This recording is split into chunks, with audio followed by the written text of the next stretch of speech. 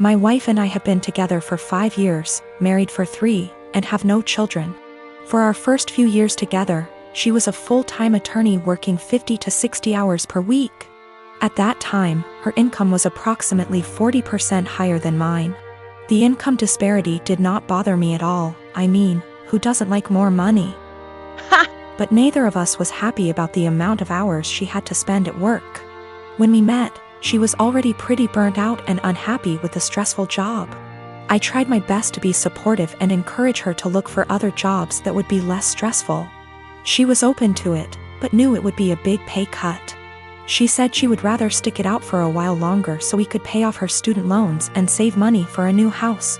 Once the loans were gone and we had moved into our new home, she found a part-time /15HRS//WK job working from home doing something more in line with her interests. Her stress level went way down, and so did her income. She still makes very good money, but her income is about a third of her previous job. This is absolutely not a problem financially. My income has steadily increased and she's still bringing in plenty. We are doing great and have no money problems. I have no regrets about any of it. The thing is, every once in a while, she'll mention that she feels sad that she doesn't contribute because her income is so much lower than mine. I tell her this is absolutely not true. Not only does she still have great income, but she contributes in so many other ways. Since she has a very flexible work schedule, she is able to do most of the household chores, takes care of errands during the day, does a lot of the shopping, etc. She basically keeps our household running. But I think in her mind, the work she does for our household does not make up for the loss in income. She recently found out we are eligible for health insurance through one of her attorney organization memberships. She sent me the details, but it turned out that our current plan we have through my job is still a better deal. I texted her and said I looked into it, but we should stick with what we have. When I got home from work, I could tell she was feeling down. She told me she had gotten excited at the possibility that we could use something through her work, and that she would be providing something major. She was crushed when I told her we shouldn't use it. I felt terrible. While she was working at her old job, we decided we wanted to start a family. The ideal situation was for her to get a low-hour, flexible, work-from-home job so she could be a stay-at-home mom with a little bit of income on the side. This job popped up and it seemed almost perfect for us. Unfortunately, the baby has not come as quickly as we had hoped, which we knew was a possibility. So we are kind of in limbo where she doesn't want to quit her current job or start a new full-time job, because she could get pregnant at any time.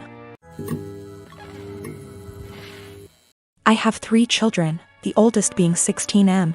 For my birthday last week my son went out and bought me this swinging hammock chair that I had been wanting for 2 years, and it cost him quite a bit of his saved money, which I fully intend to put back into his bank account so he can continue saving. He was so excited to see me open this gift and couldn't wait to help me set it up. I told him he shouldn't have, that it was a lot of money, and his response was, "You never get anything nice. I wanted you to have it." And it was true. I usually don't get anything for my birthday or Christmases outside of Tupperware or soaps. So it might sound stupid, but I have cherished this swing ever since he got it for me. Especially where I finally have something nice that's mine. My sister-in-law comes over once a week to see all of us, and she immediately headed straight for my swing, which my son hooked up on our deck. I told her to please not sit on it, and she said, "Is there a weight limit?" So I told her yes, 250 pounds, and I even showed her the box to confirm. She was not upset about this. She just said, "That's a bummer. They need to make something capable of holding us big girls." I simply agreed with her and went about my business. At this point my husband shows up from work. When I went inside to grab us some drinks, her and my husband are talking on the porch, and not even 5 minutes later I hear a loud crash. I go out and sure enough she had sat in my swing and the crochet netting around the hook snapped on one side, causing her to fall right on her ass. She is sitting there laughing, gets up and says, "I guess I need to learn to listen." So I lost it. As I said above, I literally never get anything nice. Never. This is the one thing that I had that was mine, and it didn't even take someone a freaking week before they ruined it for me. So I said, "I literally just told you not even 20 minutes ago that it would not hold you, and to please not." Sit in it. She makes some comment about usually the weight limit is a lie. I thought it would hold. So I said the weight limit probably would have held if you were only 50 pounds heavier than it, not 150.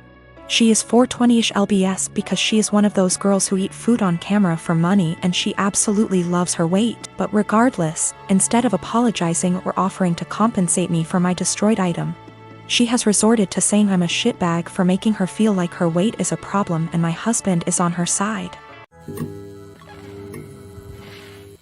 My fiancé Ollie and I have been together for 4 years, living together for 2, recently got engaged. Our relationship has been great for the most part. One of the few things we disagree on is animals. I love animals and Ollie feels indifferent towards most animals. To give a little background about me, I've always been an animal lover. Throughout my childhood, my mom hated animals, especially dogs. My mom never let us have any pets, and she used to tell us that once we were adults we could have whatever animals we wanted. When I moved away for college, I lived on campus for 4 years, and therefore couldn't have any pets. I've wanted a dog for as long as I could remember, but up until recently it wasn't in the cards for me to have a dog.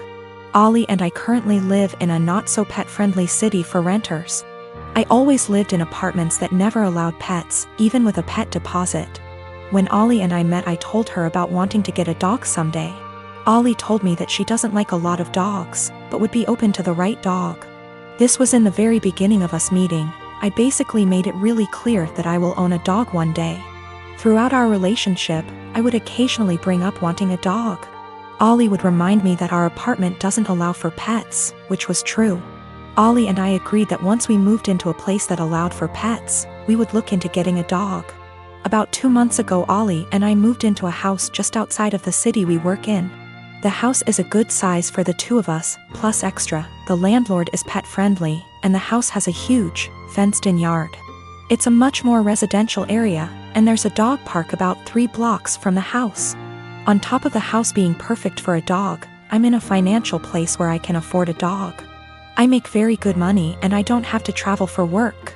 I'm mentally prepared for potential pet fees and other expenses for having people watch the dog.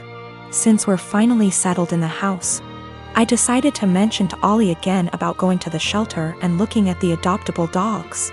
Only this time, Ollie didn't have an excuse for why we couldn't get one. After a few weak excuses, sometimes we go away, Ollie broke down and told me that she doesn't want a dog. In fact, she's never wanted a dog. She was hoping I would forget about my dreams of wanting a dog. I'm not sure what to do. I'm trying to reason with Ollie, but she said her answer will always be no to a dog. She just doesn't like them and doesn't want them.